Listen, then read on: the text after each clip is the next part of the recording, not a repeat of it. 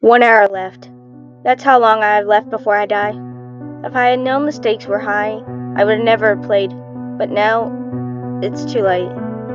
I'm almost out of time. Now that I think about it, if I had played fair with all my opponents, maybe I wouldn't have gotten into this mess. But it's too late now. I'm a dead man walking, even though I can feel him approaching.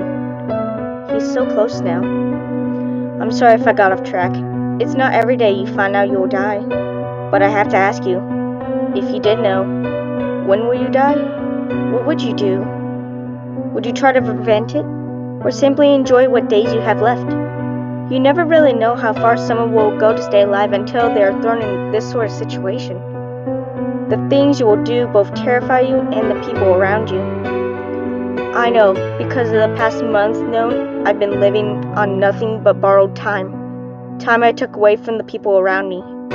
It was the wrong thing, I know. But when you're in this situation, I'll tell you right now, you would do the same thing. That I can promise you. Okay, I'm getting ahead of myself again. I should start at the beginning and explain why I'm writing this down. Well, like I said, I'm on a timer and I need to at least tell someone my story. Otherwise, there is absolutely no point to this. I need anyone to know my story in this case of the situation that you, as well, may become in. You can learn from my mistakes too. You see, I'm a gamer. I don't play video games, card games, or complex physical activities. No, I'm what you call a simple gamer. I seek out any competitive game and play until I win. Like poker, blackjack, or even charades. I don't care what it is. If there's a prize or just the satisfaction of being better than someone, then I will play. So a month ago, while I was at a local bar, me and some of my mates were hanging out and picking up on some chicks. A usual Friday night for me and the guys. But before we could get busy, I was approached by a woman with short raven hair, a business suit with a skirt, and she was smoking hot, especially with the glasses. She looked at me and smiled, and raised her finger and gestured for me to follow her, so I naturally obeyed. She led me to the corner of the bar and immediately reached into her pocket and pulled out an envelope. She handed it to me, but before I opened it, she stopped me and looked into my eyes. That was the part I started to become afraid, because her eyes had no irises. Her eyes were not something but pitch black. When she spoke, her tone was a mixture between being threatening and calming. All she said was, "Do not open this in public. Inside this envelope is a location to the place you will find challenging. My employer understands you are fond of games and want to play the biggest game of your life. If you win, you will receive anything you desire. But if you lose, you will lose everything and anyone you know. The choice is yours, if you want to play, of course." And within an instant, she was gone. She vanished completely from my senses. I looked down at the envelope. Her employer wanted to play a game. I love to play games. And she said if I'd won, I'd receive whatever I desire. To be honest, I would love to have her forever, or maybe all of this guy's money. But then again, why should I listen to her? I told myself that. She's just some chick I met. How do I know she's not wanting to mug me or even kill me? Oh, who am I kidding? I've nothing to steal, and as far as anybody's aware, nobody wants me dead. So what should I do? That's what I asked myself.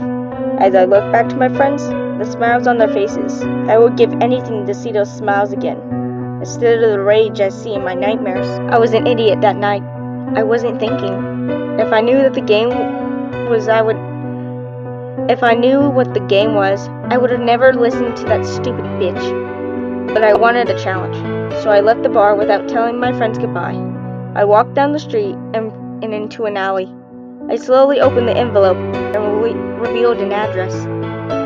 I won't bother telling you the address, since that bitch and her employer left a long time ago.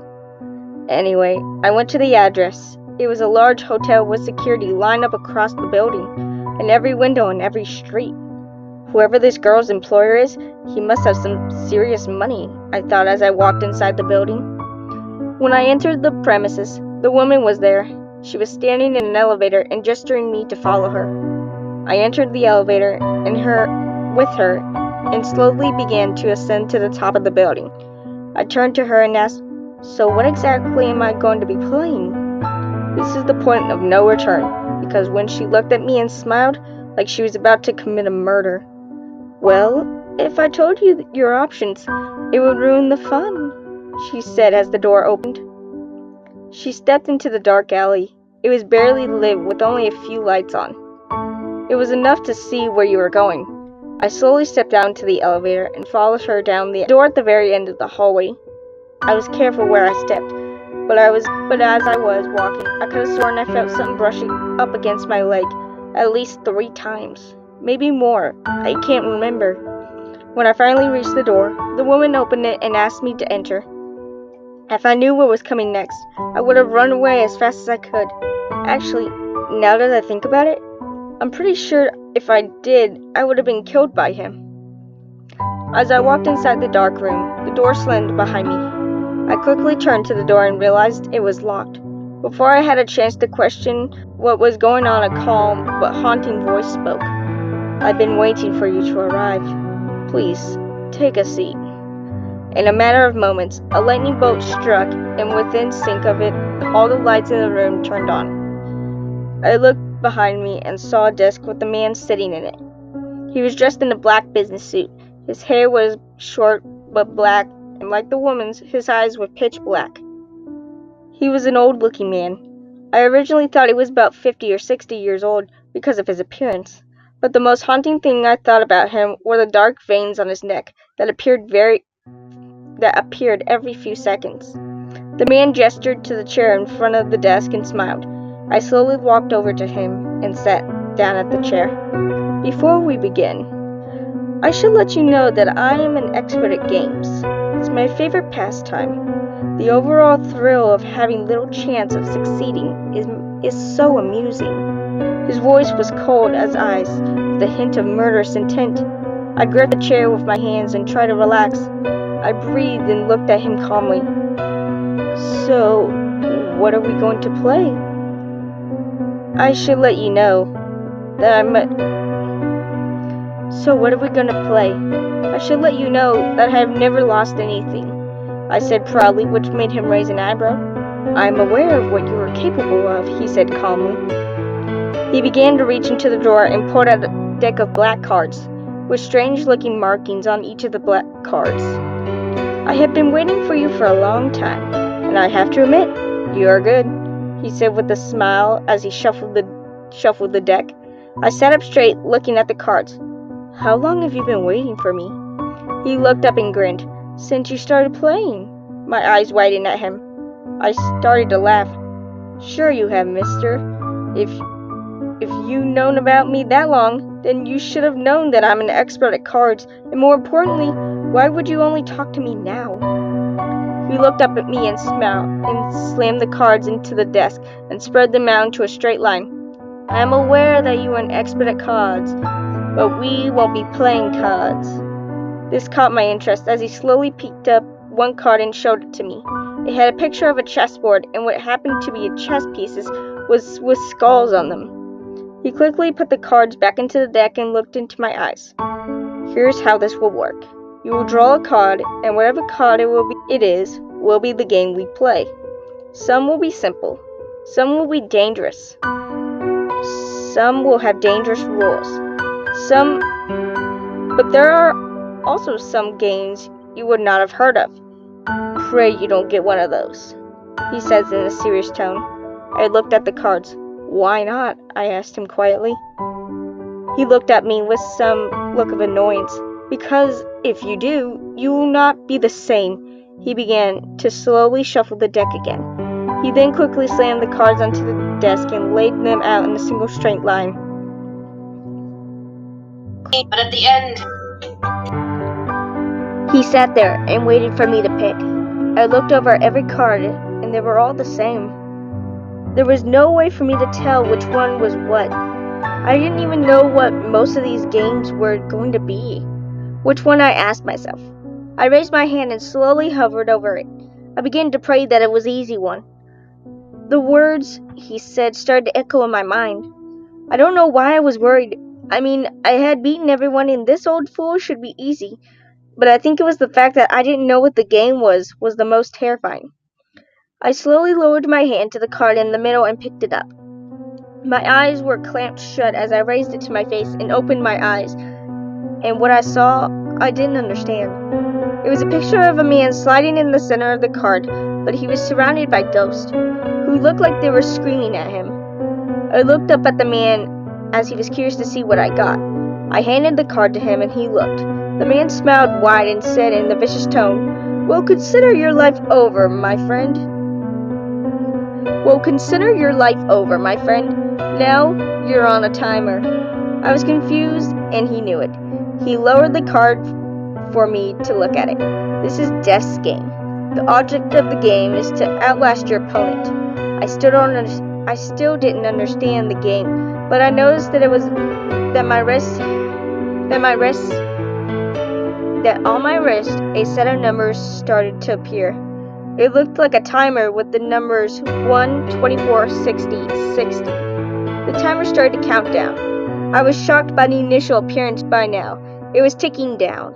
I turned to the man in shock, but noticed on his wrist was a timer as well, with the same amount of time, and it was also counting down. Here is how the game works. We each get 2 days to begin with, but the timer slowly goes down and it indicates how long we have left. However, the objective of the game is to outlast the other, so in order to gain time, you need to sin. I shook my head in confusion on what he meant. He raised a finger and pointed at me. In order to gain more time, all you need to do is perform an act of sin. For example, if I robbed someone, I would gain about 30 minutes, but if I were to kill someone or torture an animal, I would gain an hour or more. It ultimately depends on how bad it is. I sat there in shock and shook my head. No, I don't want to do this. I don't want to play this game. How do I stop this? I screamed at him, but he just laughed in amusement. You can't stop. Once the game begins, it only stops when the other person is dead. I looked at him with wide eyes. I looked at the timer and started clawing at it with my nails, but all I did was create some small cuts. I winced in pain and looked at the man with anger in my eyes. He stood up and spoke in an annoying tone.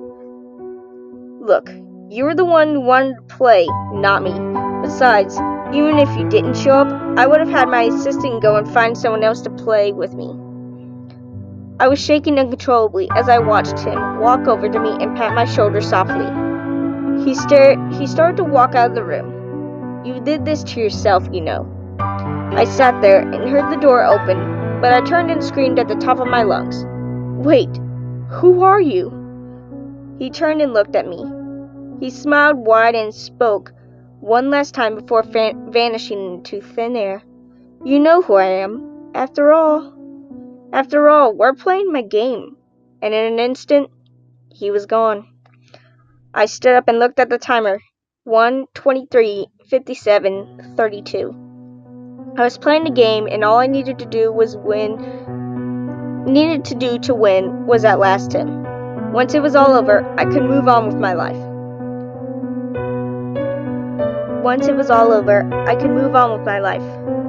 I walked down the hallway and went out down the elevator. Once I was on the ground floor, I noticed all the security was gone.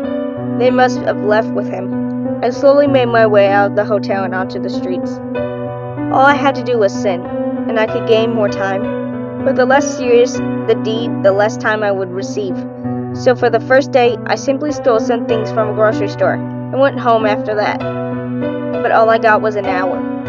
It wasn't long enough. At the point, I only had a day and 3 hours, so I amped up my deeds. I stole from some homeless people, which got me a few hours, but then at the point, I realized I needed to do more than just steal. I looked over the street and I was on and saw a prostitute. It was late at night,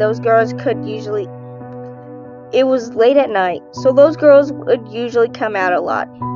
I walked up to her and asked her to service me in a nearby hotel. When we got there, I did the deed with her. Surprisingly, this got me an hour, but I was running out of time, so when she had her back turned, I had an idea. I walked over to the kitchen and grabbed a knife. As she walked over and grabbed the door handle and grabbed her from behind and slit her throat, she dropped dead in an instant without a scream. or a sound. I stood there with a knife in my hand, and within a few seconds, I had realized what I had done.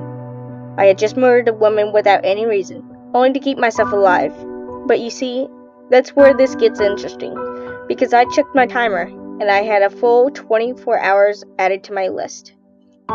Full day, and I had to do was kill this slut, this disgraceful human being. I knew what I had to do now.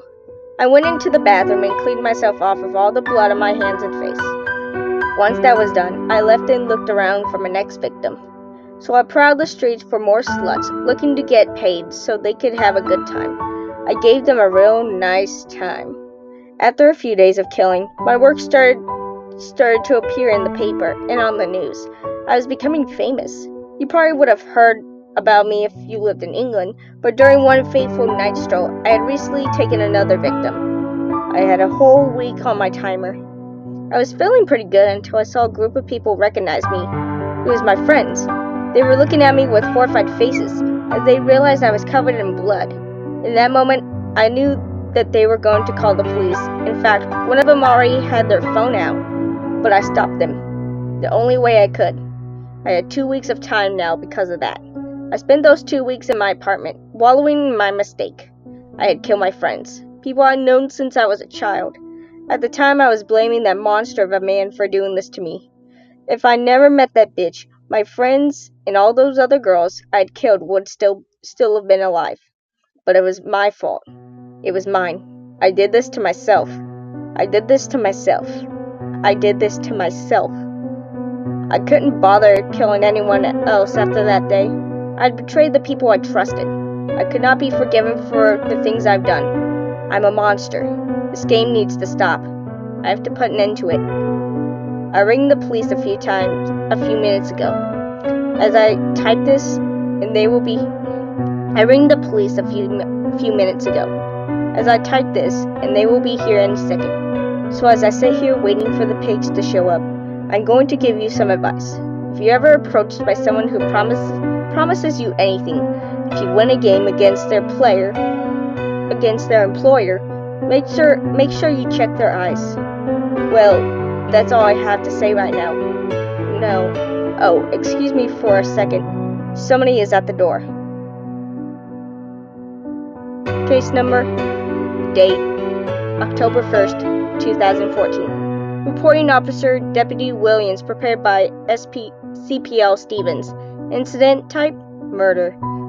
Address of occasion, 47 Kenneth Town Road, London, Northwest, 18 North X, United Kingdom. Evidence. Fingerprints taken from the door and laptop. Footprint, size 10 Nike Air. Found in drying paint. Computer, found on desk with open Word document. On October 1st, 2014, at approximately 21:32, the owner of an apartment 23 dialed 911 and proclaimed to the officers stationed at the time that he was the murderer of more than 30 victims in the past month. He also stated that he was willingly surrendered to the police and that it was not a hoax. Deputy Williams arrived at the scene at 21:40. Responding to the 911 call, he and several other officers discovered the owner of the apartment dead in the center of the apartment. The officers at the scene immediately called for an investigation unit and searched the apartment for anything suspicious. The investigation team arrived at 21:50. The cause of death was originally believed to be a sudden heart attack. However, upon further investigation, it was discovered to not be the cause of death. The man's bones were completely crushed and all of his muscles were torn apart. At the current time, there is no physical evidence of what or who caused these injuries. Strangely, the body of the deceased was discovered with both of his eyes pitch black and the veins on his head to be turned a dark shade of black. At this time, the investigation team has no answers for how this happened. There is no evidence to suggest a break-in or whatever individual was at the scene. However, it has been noted that the deceased man's laptop was found on with an open document with the only single sentence rented, "You did this to yourself, you know."